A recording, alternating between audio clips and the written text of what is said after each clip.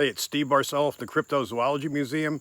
We're back in Medoc Mountain State Park. We're following up. This gentleman had an event happen to him a week ago, and it was campsite 18, right? Yep. So today he called me and told me about what happened. I came over, interviewed him, but he was rattled. He was uncomfortable. Didn't really want to talk on camera. He came back and he's joined us, a group of people. We've come back out here to kind of follow up on what he's seen. But he's willing to talk, so I'm going to let him tell his story. He's just going to introduce himself and tell you what what happened to him. Go right ahead. Okay. Give me your name first. Michael Beaver. Michael Beaver. Okay. Well, it was, I guess the night of the event was October 20th.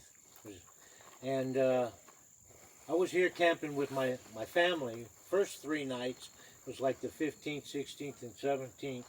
I was camping with my family, and they left. And then I was with my daughter on the Sunday night, and we were listening with a parabolic antenna. And me and my daughter were listening on Site 18, and we were hearing something down on the side of the mountain or side of the woods from the site. And you could hear something heavy stepping in the brush and popping branches, you know, popping leaves, rustling through leaves, and it sounded heavy. And my daughter even said, "Something's heavy down there, Dad," popping, you know, branches, and it was kind of muffled in the, you know, in the leaves. You could tell it was kind of heavy sounding. And she said, "Dad, that sounds like something heavy down there." And I said, "Well, yeah, this is a Bigfoot area, you know, it's probably Bigfoot." She said, yeah, okay. So anyway, Sunday night we didn't really have anything, you know, happen. And then Monday night I was by myself. Now Monday night about 1:30 in the morning, I started hearing something woke me up, tapping on top of my tent. And, you know, at first I thought it was acorns tapping on top of my tent. But then I realized that I woke up, you know, I realized that I'm not underneath trees, so it couldn't be acorns. And then it started really coming down, like rain almost. Bap, bap, bap, bap, bap, bap, bap, bap, bap, bap. And that's when I realized that it might be Bigfoot throwing these little pebbles, you know, little pea gravel that, you know, the sites have there, pea gravel, raining it off the top of my tent. And I said, "Oh my God." And then I woke up then, I was laying in my tent, and I woke up then, and in about 15 minutes or so, my tent, I didn't have any sides on my tent, just screens. And I'd wrapped 2 tarps around my tent, and the tarps had joined in the back of my tent, right where my head was at. And I heard the tarp being separated right by my head. Like, I said, "What in the world is going on here?" So I reached above my head and I hit the tent and I yelled out, "Hey, what's going on? What are y'all doing?" And that's when I kind of started to freak out. And I grabbed the flashlight on my cot and shined my flashlight around. And I realized that this might be Bigfoot trying to peek in on me. Now, I was trying to figure out why were they in my sight? What was going on? And I realized that I had this bug trap hanging in my tent, and it puts out this UV light, purple UV light. So my tent was lit up with this purple UV light. So maybe that had something to do with it. So anyways, I shined my light around, and then the activity stopped that night. That was Monday night. So I stayed awake that night, and about 3 o'clock in the morning, I got up and unzipped the front of my tent was just a screen, so they could see in.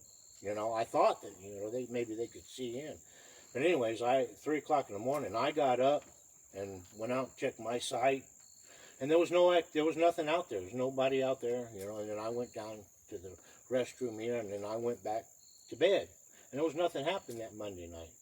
And then Tuesday night, I put out a little bit of bait. I put out, you know, something by my fire in a tin, you know, maybe they'll come up and take that and leave, you know. And I was listening by my fire with the parabolic antenna again, and I heard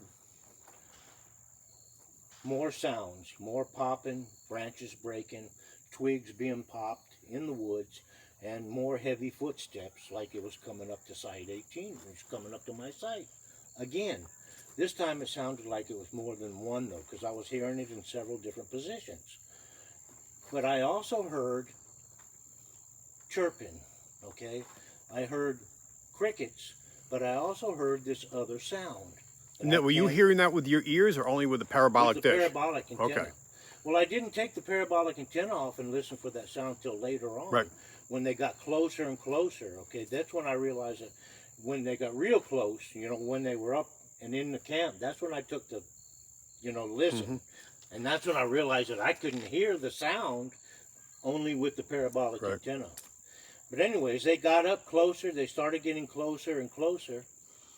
And I figured that they would come up to the edge of the camp, you know, like most of the videos that you see. They come up, you get eye shine. They might throw acorns or stones at you, you know, or something to that effect. You know, that's what I figured. And they were coming up, and they were getting closer, and I was starting to get a little bit tired, so...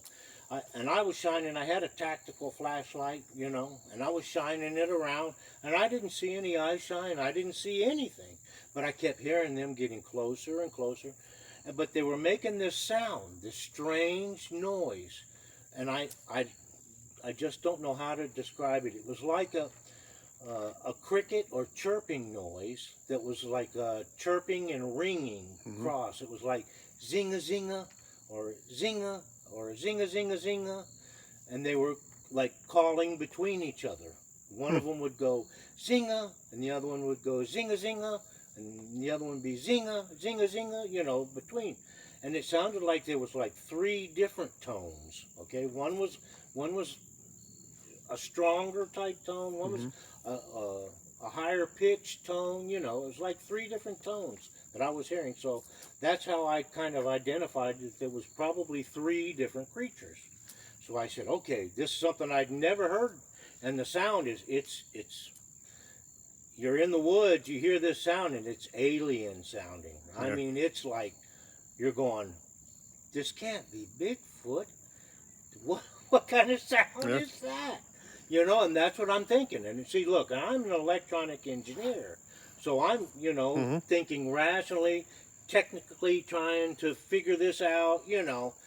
What is this sound? What am I listening to? So, okay, plus I'm listening to the popping and the cracking and the rustling of the leaves. I hear heavy footfalls, you know, and I'm hearing it in 3 different locations. You know, they're not too far apart from each other, you know, and it's coming up closer and closer and closer to me. So I decided, okay, I'm going to go get in my tent. I'm going to go sit in my tent. So I put my fire out. I thought I put my fire out. I poured water all over my fire, okay? And I'd already set up my tent. I set up my campground, so I'd put stuff around, put stuff away on my table. I'd put all my food away, you know, and all that, except for what I'd left out for them. I figured they'd come up. They might take that, what I'd left out. I'd left out a couple of apples. I'd left out a couple of bananas and some corn, okay, in a little tin, you know, right by the fire. I thought maybe they would take that and go, leave, because of the activity that I'd had the night before, okay, because I didn't want them coming up into my camp. Right. I didn't think they'd come into the camp. Bigfoot's not known to come up into a camp, you know, that's what I was thinking. Well, anyways, to my disdain, I'm sitting there, I put my fire out, and I go sit in my tent, and I zip up my tent. Now, I had that bug trap hanging above my head with that purple light, okay? And I had my parabolic antenna sitting on my cot with my hoodie on, and my hoodie up, sitting there with my cot, and I'm listening to them. Now, from where I was sitting, I had my table up against the picnic table. It was a white table, like what you have over here. I also had this box that was a white box of a game that my kids had with me earlier. And it was up against the table. So I could see the purple reflection from this light off of the table and that box. Okay, it was about 10 feet from the front of the screen of my tent. So anyways, these things came up, and I could hear them. They were getting louder and crackling, and they were coming right up into the camp. And I'm going, why are they coming up into my camp? And I tried my light through the screen, but that didn't do anything. The light just reflects off my screen. Right. So I said, okay, well, that's not going to help me any. So I'm listening, and I'm just sitting there, and I'm going, now I'm starting to get a little bit afraid. You know, I'm going a little bit of trepidation here, going, well, wait a minute, they're coming into my camp. Well, I knew I had poured water all over my campfire. Well, all of a sudden I see my campfire flare up a little bit in the corner of it. And I go, that puzzled me. I said, well, wait a minute, why is my campfire flaring up a little bit? I said, well, I don't think Bigfoot's going to go blowing on it or trying to build up the fire. All of a sudden I see the fire flare up a little bit. And then I see something move between me and the fire. And I said, holy mama, they're in the camp. They're here in my camp. And then I hear gravel, pea gravel moving. And I said, and I got this parabolic antenna, it's 8 times the magnification. So I hear them moving. I hear them coming into the camp and they're moving. And the whole time they're making that weird alien noise. Zinga, zinga, zinga, zing, zinga, zinga. And then they kind of split up, okay? I hear one to my right. Zinga, zinga, zinga. One to the left. Zinga, zinga, zinga, zinga, zinga. And then they got closer to me. They got a little bit closer. And then I heard stuff moving on my table, my picnic table.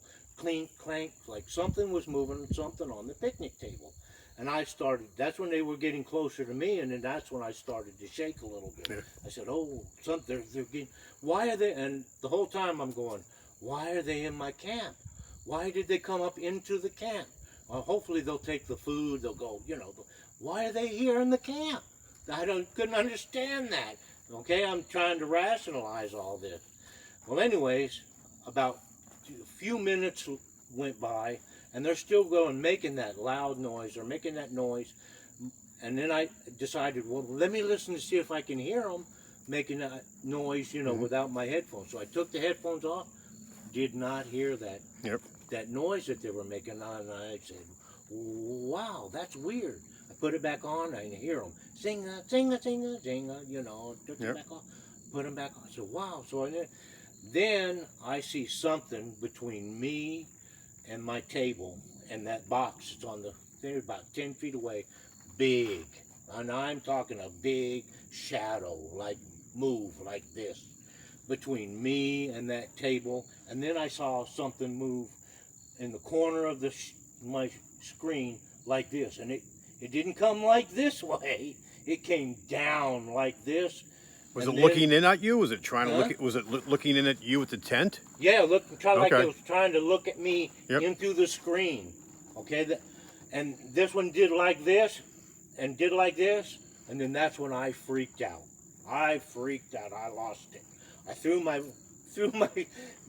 earphones off, and I yelled out, "Hey guys, I'm here. I'm in this tent. I don't want you in the camp. Get out of my camp. Get out." And then I heard shuffling. I heard a lot of shuffling, a lot of gravel. But right before that, when that thing went like this, right when I yelled, and right before I threw these off, I hear zinga zinga real loud in my ears. And this one over here to the right, zinga zinga. I mean, it was like they were yelling an alert, or I thought they were going to hit the tent and knock the tent over and attack me or grab me. That's what I thought. I mean, the whole time I'm going, why are they in the camp? Bigfoot's not known to come up and come into a camp. This isn't rational. You know, that they're not known to do this. What's going on? You know, it scared the bejesus out of me. I mean, I'm still a little rattled. Well, you called me, and I came up the next morning to interview you, and you were still rattled. You had the deer in the headlight look. I didn't want to do an interview because I was afraid. Well, look, the way I brought it. And this is a week later. Yeah, and I'm still a little rattled by what happened. This is, I mean, I did not expect. I wanted to see Bigfoot, sure. Everybody kind of wants, you know, Bigfooters want to see Bigfoot, but they don't expect them to come into your camp and then still trying to figure it out. I went down the rabbit hole. Yeah. I mean, especially you hear that alien sound. You hear that noise and you go, what is that sound? It's a very, very unique sound that you hear. It's a very strange sound. And it's something that you don't expect a biological creature, you know, maybe this primate, whatever it is, whatever Bigfoot is, you don't expect something like that to you know, make a noise like that. It was very, very unusual sound. I'm glad you were able to meet Johnny on this trip. I appreciate you coming back here to relive this with us. But Johnny's caught that. He puts recorders out in the trees. He's had good luck. And the same thing, we don't hear it with our ears, but when you play back the recorders later, he hears this. He calls it an echolocate sort of sound.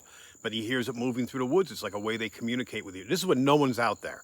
So it's just, I think, a way of letting letting each other know where they are. And, you know, it's very strange. Yeah. Yeah, but it sounded to me like they were communicating with each other. Yeah, I think some kind of communication. Yep. And I had the feeling, I don't know if it was real or not, but I had the feeling that it was an adult male, and it was a female and a younger one. That's what I had. And the one in front of me that was bending down like that, I thought that was a female. I mean, I don't know. And that when they screamed out that zinga real. I mean, it was very, very loud. That's when I lost it. I threw those headphones off and that parabolic mic down and screamed out, "Hey guys, I'm right here." And then I climbed right in my sleeping bag and curled up and laid there shaking. Yeah. And until they left. And then I got up probably about a couple hours later, and with my big flashlight, and went outside and looked around. They were gone. There was nothing left. Nobody. And they never touched the food you put out. Nope. And they never touched the food that I put out. That was pretty strange. So that's not what attracted them in. It had to be. It's probably that light you're saying. They probably saw this ultraviolet light, and they were drawn to it. That they saw that light, and maybe it affected their eyesight, night vision that they have. I don't know. I don't have a clue. But that's what I felt that. They were trying to see inside the tent, that they couldn't see me somehow sitting there. And they were trying to see me. I guess it made your tent look purplish. Maybe it illuminated the screen so they couldn't see you, and they're just curious. And that's probably why they were communicating with each other, not even realizing you were within 3, 4, 5 feet. Now, they may have thought the camp was empty because I was really quiet. Yep. But I do not know. That's great. Either way, it scared the... And we went out last night. We did a hike, and once again, we had you and another gentleman with parabolic dishes, and you heard the sound again. It wasn't on top of us, but in the distance. Well, I heard a chirping noise. It sounded like they're trying to imitate a frog, sort of like chirping. And the other gentleman that was with us, I can't remember his name exactly. Yeah. Yeah, he heard the same sound. Yep. And we went down the trail around the bend, and we heard it again, like it had been following us. But once again, you guys are hearing the sounds. I'm with you. I had the flare scope, and I heard nothing. I was hearing branches breaking, leaf foliage being like maybe moved on, but I heard none of these sounds that you guys were hearing with the parabolic. I had heard that sound also, but I had thought that sound was more like a cricket or a frog, you know, and I had heard that sound that night also. Yeah. But I didn't hear it, you know, didn't recognize it until last night. I heard that sound and I said, "Oh, I heard that sound too." The chirping noise, whatever it was. I said, but I didn't think it was them, you know. I thought it was something natural, you know, something out there. And we started off last night by going back behind the woods, back behind where his site was, 18, back farther, and it actually drops way off, and then it goes up, and then there's actually like a little bit of a hill, an incline. And up there, actually, you were the first one to see eye shine. Yeah, all that eye shine up there in those thick bushes. And we came back, there was still a little bit of, I can't say sunlight, it was dusk, but a little bit of moonlight coming in through the trees. And we could actually see movement and something. I saw something duck down. Unfortunately, with the headlamps, all we did was illuminate the brush in front of us. I don't know what we saw, but the video is posted. I posted that today, so that's already up. Last night's we heard a adventure. Lot of movement. We heard a lot of bushes moving, branches cracking. We heard a whole bunch of stuff moving up there. So both of us did. So. Yeah, it was a crazy night. And thank you so much for doing this interview. Oh, you're welcome. You're welcome. I appreciate it. Yeah. All right, don't forget to like, subscribe, and share. This is another crazy event here. This gentleman had an experience that actually horrified him, as you can see. A week later, he's still rattled. But we appreciate you guys watching our videos, and contact us, come on in, and don't forget to come to Medoc Mountain State Park. This place is a hotbed for all kinds of events. Talk to you soon.